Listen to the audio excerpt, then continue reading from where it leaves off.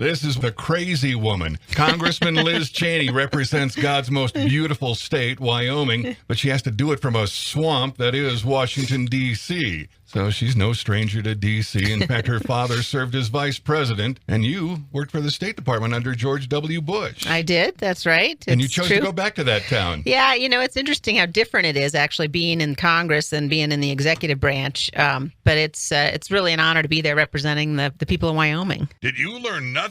You could be living here in Wyoming. But instead, you wind up in Washington, D.C. Well, it's a time when we really have a chance to get things done for folks back home. And I think that when you look at, what President Trump is doing in terms of getting rid of a lot of the regulations that have just made life so difficult for people here in Wyoming, when you look at things that we're getting ready to do like tax reform, I really felt like I could make a contribution to that and like I could be the strongest voice for Wyoming in Congress. So I'm excited and honored to be there. Now, you came into the job back in January. That's right. What's the thing you've done so far that you're most proud of? Well, the very first piece of legislation that I was able to have pass the House and the Senate and get signed into law by President Trump repealed a BLM Planning 2.0 rule, which was a rule that would have given even foreign NGOs a seat at the table for making decisions about how we use our land and resources here in Wyoming. And I was very proud I was able to get that repealed and have the president sign it. We also were able to get the president to lift the moratorium on coal leases on public lands, and I was honored to be at the signing ceremony with Secretary Zinke and have the pen from his signing of lifting that moratorium. So I'm very proud of that too. We were about to have some coal going for sale, but that got shut down just this past week, which I'm sad to see. And then we've got another issue that directly affects Wyoming.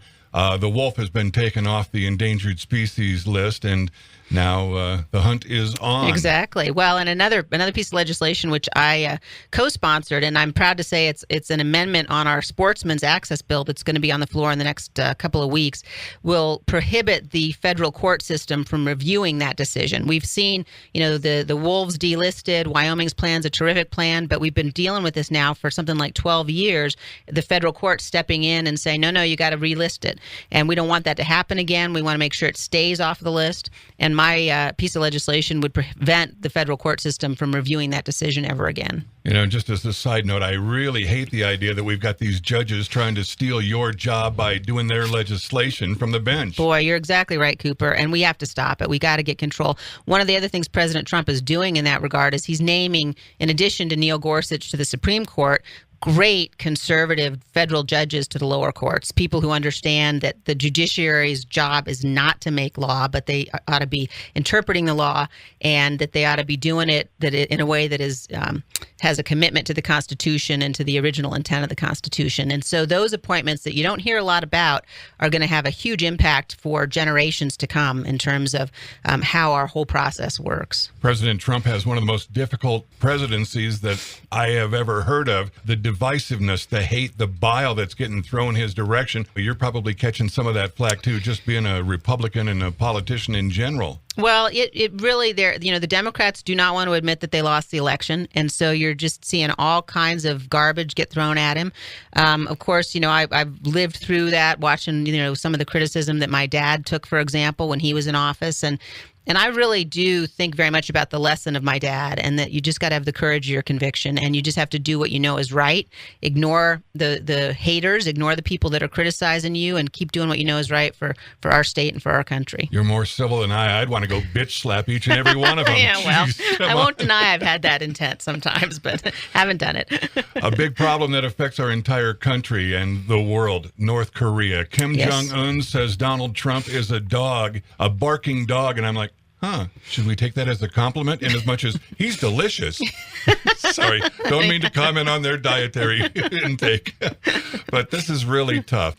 Have you talked with our former Vice President Dick Cheney about what can be done in this situation? I have. I really value his advice over really anybody else's. And there's actually, just by chance, a terrific article that just appeared today. If folks can go to the Weekly Standard website, and there's an article about North Korea. The headline is "Cheney Was Right." And it's a great piece because it goes through the history of every administration trying to deal with North Korea and trying to talk them out of their nuclear weapons. What we have to understand now is, first of all, President Trump has done exactly the right right thing in terms of making sure Kim Jong-un knows if he dares to try to launch against us, he's going to be destroyed. That would be a very unwise move for him to make. He's also done a really good job, in my view, at sending the message to the Chinese, we will take action militarily if we have to defend ourselves. And the Chinese had better step up to the plate unless they want to see us do that. And I think that's the only way you're going to get the Chinese involved. They're the ones that really can pressure Kim Jong-un. They're the ones that can cut off all the trade with him.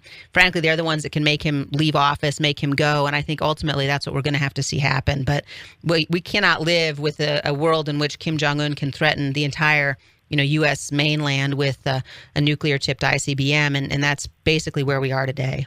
Okay, so we've covered some of the heavy issues of Washington. Now you're back in Wyoming. Let's touch back on some of your memories of Wyoming. You spent a couple of years in Casper going to high school. You were actually a cheerleader.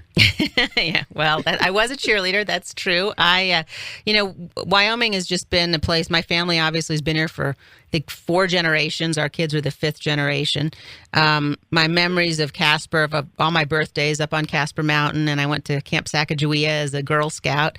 And we used to spend the summers with my grandparents who lived in Casper, both sets of my grandparents and great-grandparents in Casper.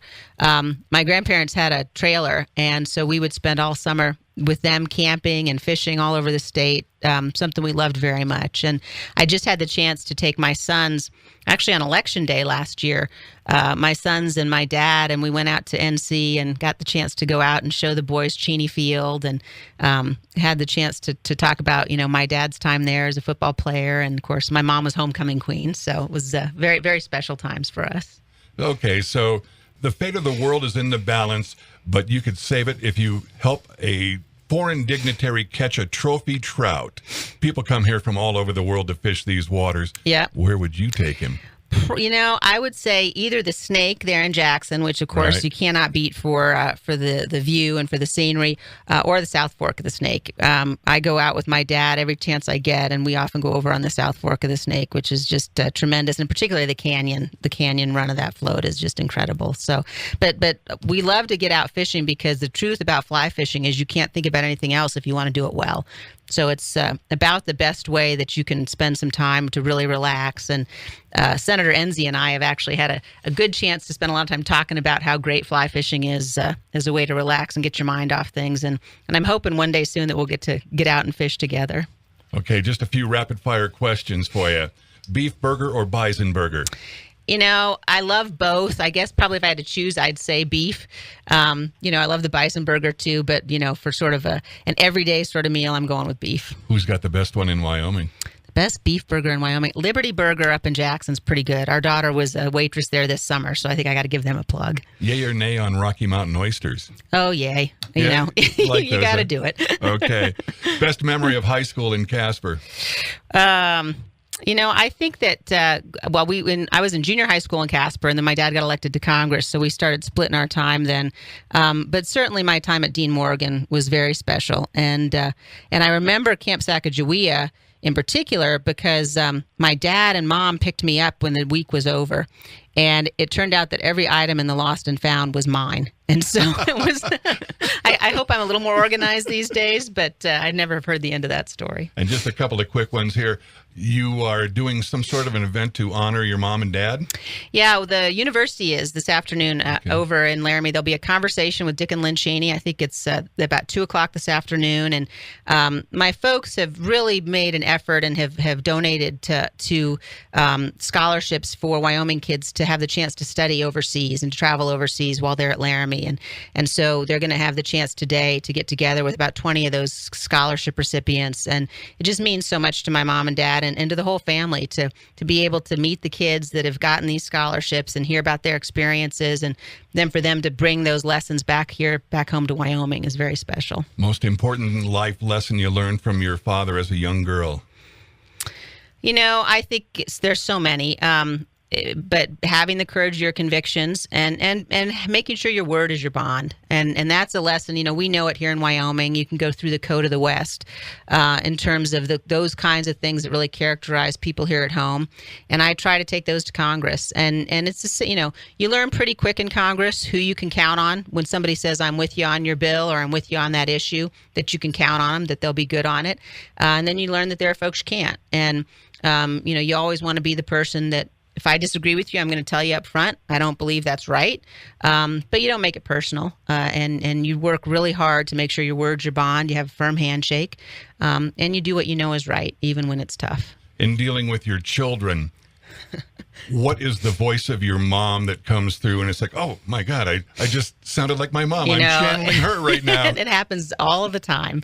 My mom, I remember when we were growing up, she was a writer, but she would stay home and she would work from our dining room table. And now as a mom myself, looking at how well she balanced being a mom with having a career, it's very tough, and I have huge respect for her. And the lesson from her is just you work hard and you can accomplish anything, and never think that you can get by without doing your best, without working your hardest. But know that particularly here in Wyoming and across the country, what's so special is that you really can accomplish your dreams if you're willing to work hard enough for them. Well, you've done yours so far, and I'm looking forward to seeing what the future holds for you and all of us. Well, thank you, Cooper. Really great to be with you, and I'm honored to be representing Wyoming in the House of Representatives, and great to be back home this weekend. We'll be following you. Thank you. Liz Cheney.